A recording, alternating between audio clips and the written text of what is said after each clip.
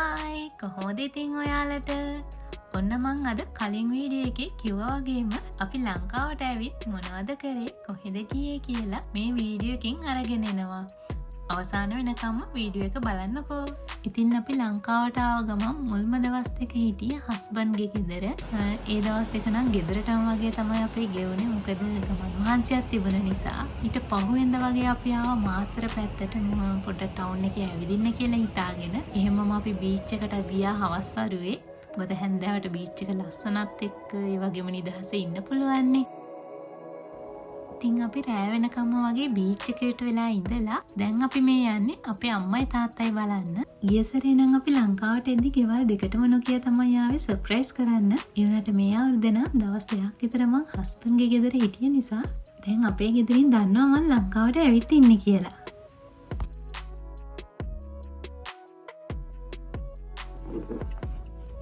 අපේ ගෙදර යන අතරමඟදී හේනකඩුව පන්සල හම්බ වෙන නිසා එතනින් නවත්තලා පඳුරකුත් දාලම තමයි අපි මේ දැන් යන්නේ.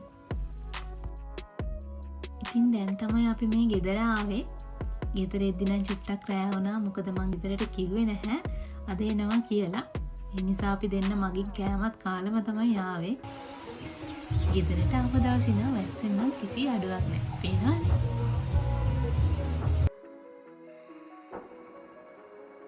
වැස්ස නිසා දවස් කීපයක්ම වගේ අපි ගෙදරටම වෙලා ඉඳලා අද අපි මේ යන්නේ මම ලංකාවට ආවම අනිවාර්යයෙන්ම යනවා කියලා හිතාගත්ත ලස්සන තැනක් බලන්න. අපිට එතෙන්ට යන්න පැය 6:00ක වගේ ගමනක් තියෙනවා.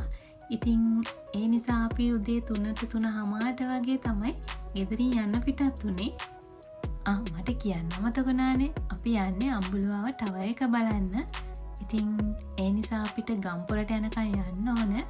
අපේ ප්ලෑන් එක තමයි ගම්පොලට 10 විදිහට යන එක. අපි ගෙදරින් එළියට වහිද්දී නම් හොඳට පායලා තිබුණේ. ඒ වුණාට ගම්පොලට කිට්ටු වෙද්දී පොඩ්ඩක් වහින්න පටන් ගත්තා. අපි හිතුවා වගේම 10:00ට විතර අපිට අම්බුලුවාවට එන්න පුළුවන් වුණා.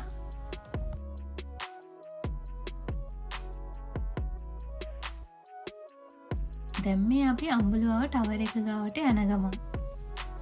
අද වැස්සයි මීදුමයි නිසා අම්බුලුවාව ටවර් එකට නැංගත් වටේ තියෙන ලස්සන බලන්න පුළුවන් වේද කියලා ෂුවර් එකක් නැතුව තමයි අපි මේ යන්නේ. යන ගමන් අපි ලස්සන තැනක් දැකලා එතන පොඩ්ඩක් නැවතුණා ෆොටෝ ටිකක් ගන්න ඕන කියලා. මෙතන ඉඳන් තව චූටි දොරයි වගේ තියෙන්නේ අම්බුලුවාව ටවර් එක ගාවට.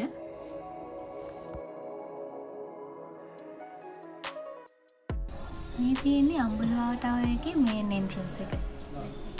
ඉතින් දැන් මම මේ ගොඩක් ආසාවෙන් යන්න බලන් හිටපු අම්බුලුවාව ටවර් එක නගින්න හදන්නේ.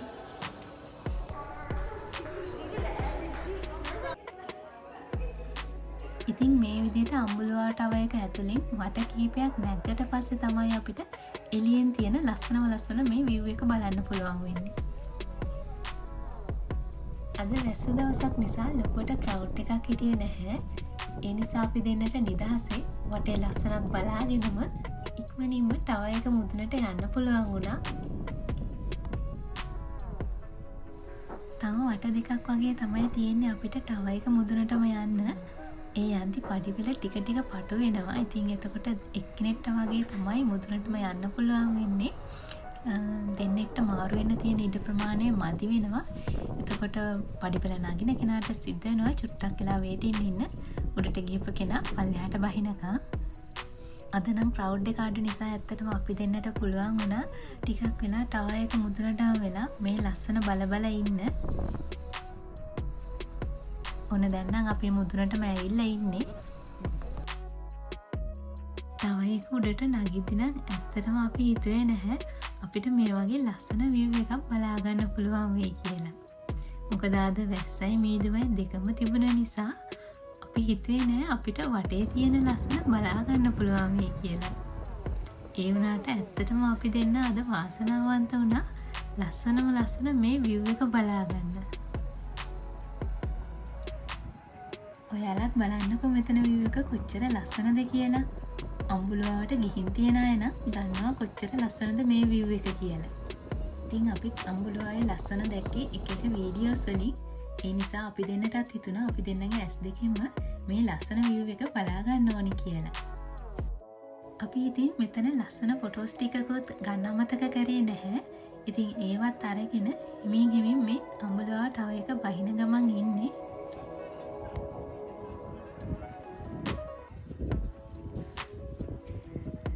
ටවර් එක උඩ ඉදින චූටි පොදක් විතරයි තිබුණේ. ඒ වුණාට පහළට බහිද්දි පොඩ්ඩක් හයියෙන් වහින්න පටන් ගත්තා. ඉතින් වැස්ස අඩු වෙනකන් චුට්ටක් විතර ඉඳලා ඊළඟට අපි කැන්ඩි වලට යන්න ඕන නිසා ඉක්මනටම යන්න පිටත් වුණා. වැස්ස වැඩි නිසා මට එළිය වීඩියෝස් නම් ගන්න බැරි වුණා.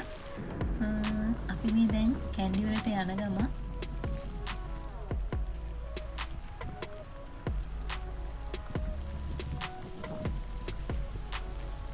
අඹුලුවාවේ ඉඳන් අපි අද නවතින හොටෙල් එකට යන්න පැය එකමාරක විතර ගමනක් තියෙනවා. ඉතින් අපිට හොටෙල් එකෙන් නම් කිව්වා 2 විතර වෙද්දී අපිට චෙකින් වෙන්න පුළුවන් කියලා. ඒ වුණාට අපි කැන්ඩි වලට එද්දී 4 විතර වුණා.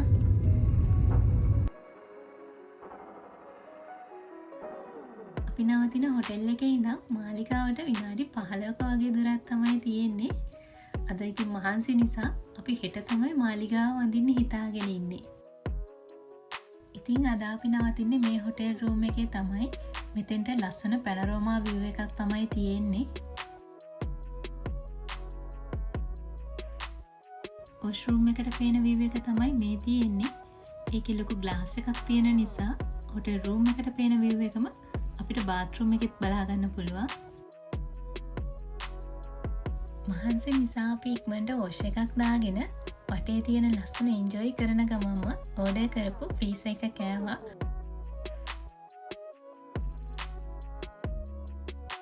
මේ තියෙන්නේ කාමරයට පේන බැල්කනි view එක. මාරම ලස්සන පැනරෝමා view එකක් තමයි මේ හොටෙල් එකේ තිබුණේ. ඈතින් අපිට පන්සල් 5ක් වගේ පේන්න තිබුණා. ගොඩක්ම නිස්කලංක ප්ලේස් එකක්. අපි වන් නයිට් එකක් තමයි මෙතන ගත්තේ. ඉතින් අපි උදෙන්ම නැගිටලා මේ ලස්සන එන්ජොයි කරන ගම ටී එකක් හදාගෙන බිව්වා. අපිට තව ටිකකින් තමයි බ්‍රෙක්ෆාස්ට් එකට යන්න තියෙන්නේ.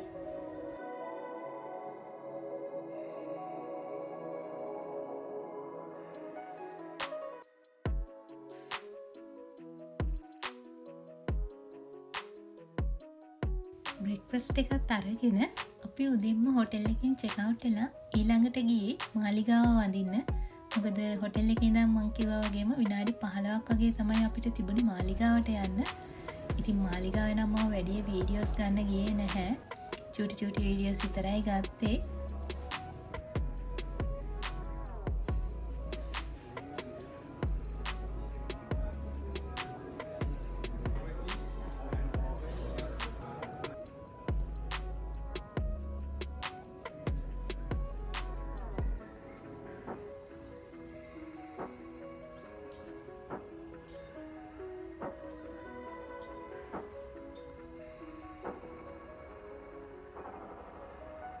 අපි දෙන්නත් එක්කම ඉතින් මාලිගාව වැඳලා රාජාතාවත් බලාගෙන දැන් අපි මේ වැවරවුම පැත්තට යනවා චුට්ටක් ඇවිදින්න කියලා හිතාගෙන.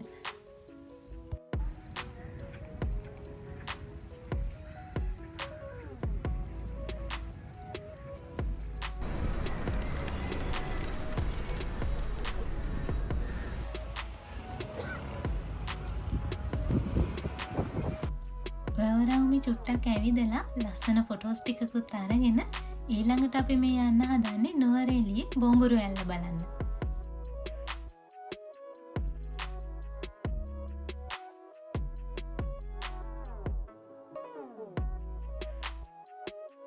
මාලිගාවේ ඉඳන් නුවරඑළියට අපිට පැය 3:00ක් වගේ ඩ්‍රයිව් කරන්න තියෙනවා.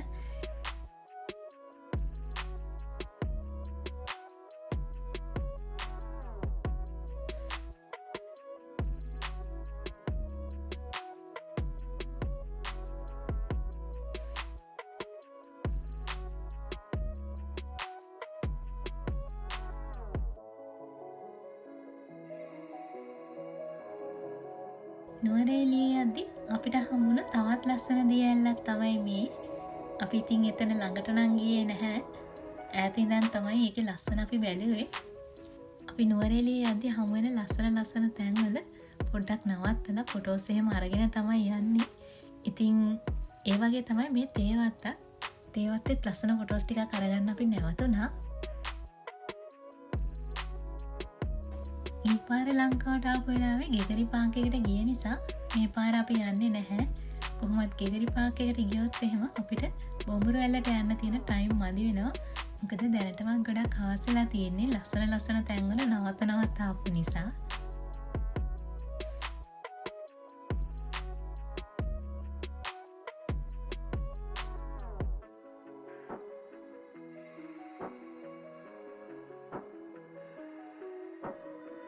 ඉතින් කොහොම හරි අපි බොඹුරු ඇල්ල ගාවට එද්දි හවස 5ට විතර වගේ වුණා. හසත් කළු කරලා තියෙන්නේ චුට්ටක් වහින්නත් වගේ.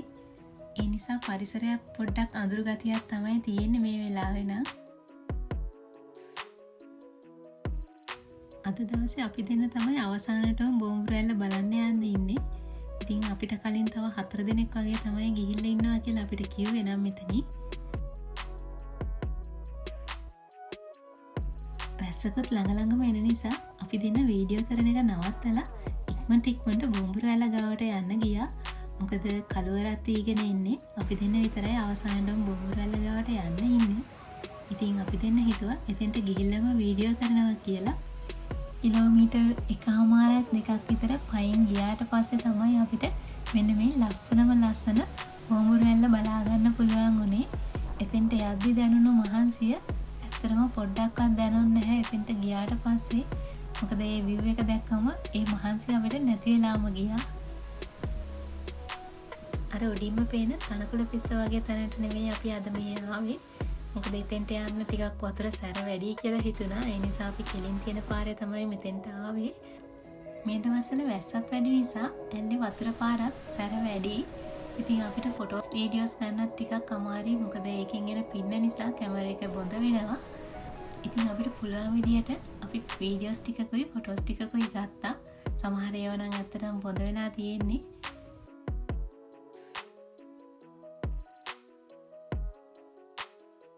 ඇල්ලෙන් එන පින්නට අපි දෙන්න හොඳටම තෙමුණා. ඉතින් තවත් වැඩි වෙලා මෙතන ඉන්නේ නැතුව අපි ගෙදර යන්න පිටත් වුණා. බොඹුරු ඇල්ලේ ඉඳන් පැය 4:00ක් වගේ පෙන්නනවා අපිට ගෙදරට යන්න. ඉතින් යන අතරමඟදී මෙන්න මේ වගේ පාර පේන්නේ නැති තරම් මීදුමයි. ඒකත් හරිම ලස්සනයි ඉතින්. අපි ඉතින් ඒ ලස්සන චුට්ටක් නැවතිලා බලලම තමයි ගියේ. මට ටවුන් එකේ නම නම් පොඩ්ඩක් මතක නැහැ මේ වෙලාවේ. අපි ගෙදර යන්නේ ඇල්ල වැල්ලවාය පැත්තෙන් නිසා අපිට මගදී ඇල්ල ටවුන් එක සෙට් වුණා. ඇල්ල ටවුන් එක රැයට ගොඩක් ලස්සනයි. ෆොරිනර්ස්ලා නම් ගොඩක් පිරීලා හිටියා. අපිට ටයිම් මදි නිසා අපි නැවැත්තුවේ නැතුව දිගටම ගියා.